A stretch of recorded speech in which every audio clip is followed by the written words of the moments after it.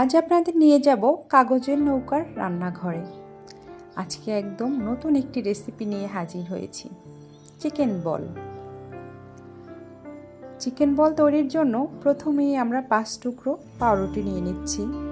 পাউরুটির চারপাশের শক্ত ধারগুলো সুন্দর করে কেটে ফেলে দিয়ে ভেতরের অংশটুকু ছোট ছোট টুকরো করে নিব।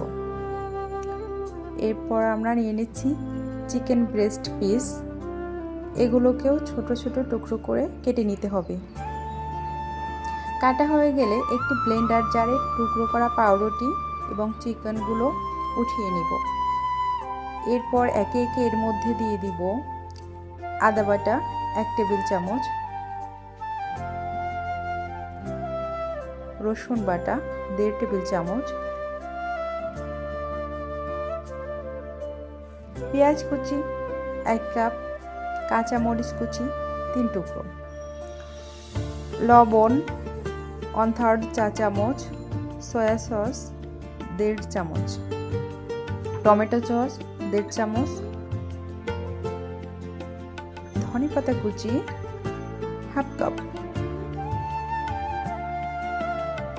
গোলমরিচ গুঁড়ো 1/3 চা চামচ, আস্ত ডিম 1টি, চিলি ফ্লেক্স 1 চা চামচ। এখন সব উপকরণ একসাথে খুব ভালো করে ব্লেন্ড করে মিশিয়ে নিব। ব্লেন্ড করা মিশ্রণটি এবার একটি পাইপিং ব্যাগে ভরে নিচ্ছি। আপনাদের বাসায় যদি পাইপিং ব্যাগ না থাকে তবে হাতে গ্লাভস বা হাতে সামান্য পলিথিন পেঁচিয়েও সাইজ অনুযায়ী চিকেন বলগুলো বানিয়ে নিতে পারেন। এরপর একটি চামচ পানিতে ভিজিয়ে নিয়ে পাইপিং ব্যাগ থেকে আমরা চিকেন বলগুলো গোল গোল করে তৈরি করে নেব। বলগুলো পানিতে 10 থেকে 12 মিনিট সিদ্ধ করে নেব। সিদ্ধ হয়ে গেলে পানি ছেঁকে বলগুলো উঠিয়ে নেব এবং ঠান্ডা করার জন্য ফ্যানের নিচে রেখে দেব।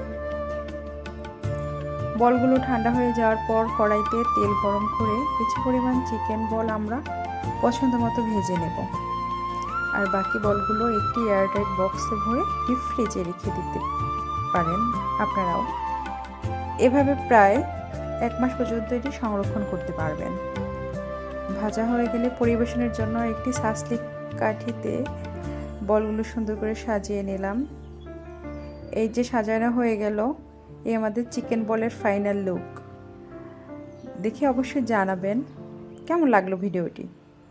ভালো লাগলে লাইক, কমেন্ট এবং শেয়ার করতে একদম ভুলবেন না কিন্তু। Thank you.